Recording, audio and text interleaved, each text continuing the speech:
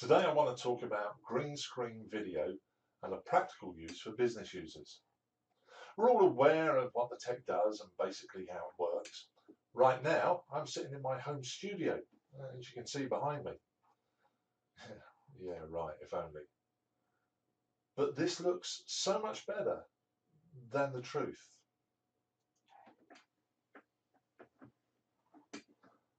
So what's this got to do with business users? Well, in my full-time job, I now spend more and more time using video conferences to attend meetings or provide support.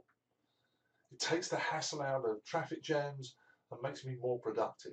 I get more done. I can use a number of services depending on who I need to conference. So it could be Zoom meetings, Skype, Google Hangouts. The list just goes on.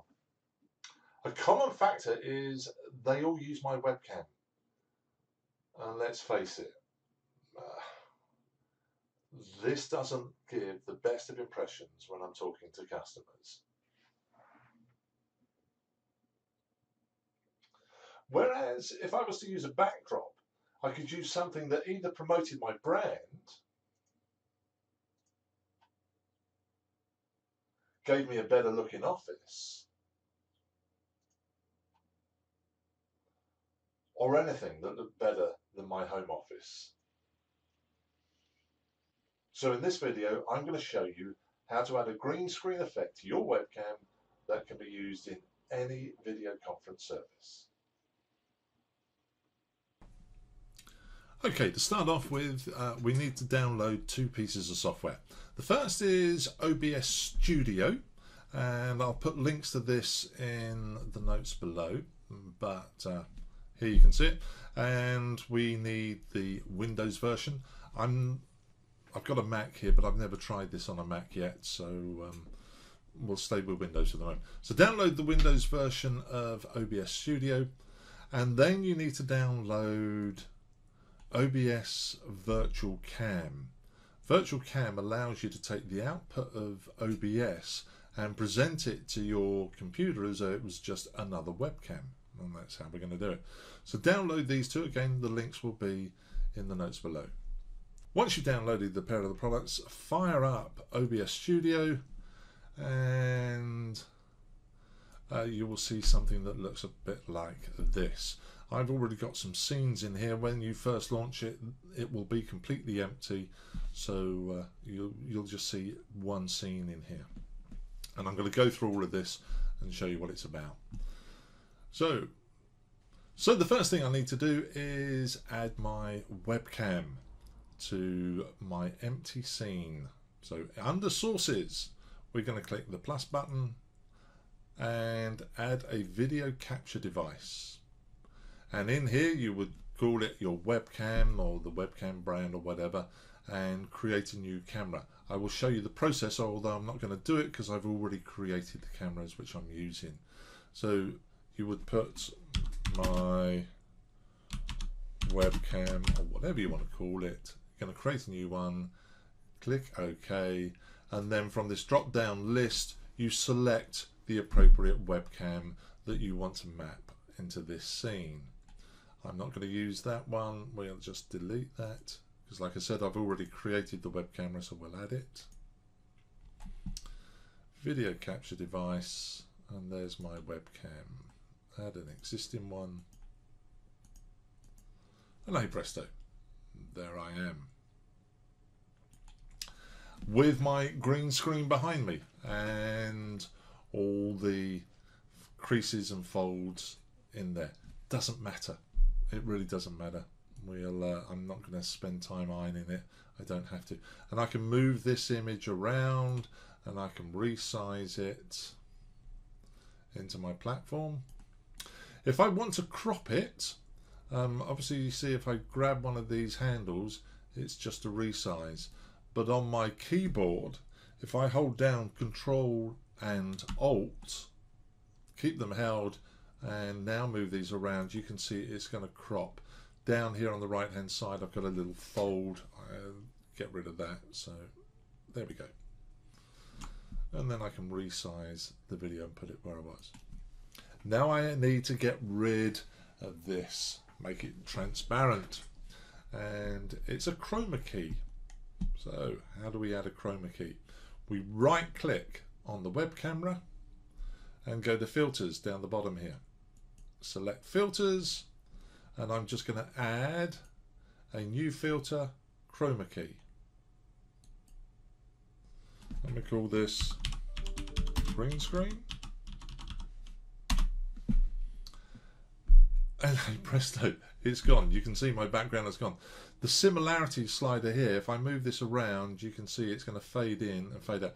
If I go too far, these colours around my shirt have now becoming more and more similar to the green background, and we're going to go, I finally disappear. So what you need to do is slide this around and get to a point where it looks reasonable. You've got rid of the background, and I can still see some green around the sides here. The smoothness smooths that out, but so you need to play around with these two till you get something that looks about right. So let's go there.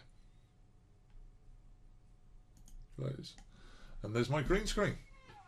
And there I am with nothing behind me. Now I can just add some images. So let's click add and go for an image. And new background. These are my images I've already got stored in the system, but I'm going to create a new one. And then I just browse my computer for a suitable image. And it doesn't matter what it is. Let's pick this picture of a guitar.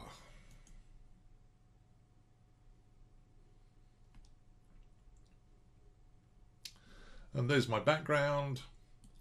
And as can be seen, it is way too big. We need to scale this down, so we can manually do it. Or I believe if we right click and transform or scaling factor, no, transform, fit to screen. There we go. You can't see my video. My video is behind it. You can see the order down here in the sources. So all I need to do is click on the webcam and move it up one. And there I am. And there is my background. And I can add lots of pictures. So if I switch to my pre-constructed scene, there we are. I'm in a studio. It's visible at the moment. If I switch the studio off, if I switch all of these on, you can't see any of these other backgrounds, but if I switch the studio off, I've now got my image background, my product information background. There's my home office. There's a film clapperboard, and there I am in a film studio. And that's it for static ones. You can also add video backdrops. So if we click here and click plus, and we go now to a media source and a video one, we'll call it. As you can see, I've got some other videos already loaded, but we'll create a new one. Save. It's a local file. I need to find a suitable video. I don't know what this is, but we'll use it. VFR. Okie doke. Of course, if I have a short video and I want to keep it running and not just go to a black screen when it's finished, I need to press the loop button so it will loop the video. So we now click OK, and here is my video running in the background. Again, I resize it. Again, it's at the front, so I need to move this down behind the cam, and now you have a video backdrop as well. And that's all there is to it. That's how you create the green screen, and that's how you get it working with the backdrops. Now I have to convert it to a virtual camera. That's what that second app did. If you can now go to Tools and Virtual Cam, you can now start the virtual camera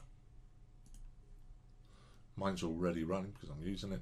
If I click the auto start, it will start every time you start OBS Studio, so you don't have to come in here. But click the start button and now your OBS camera will appear.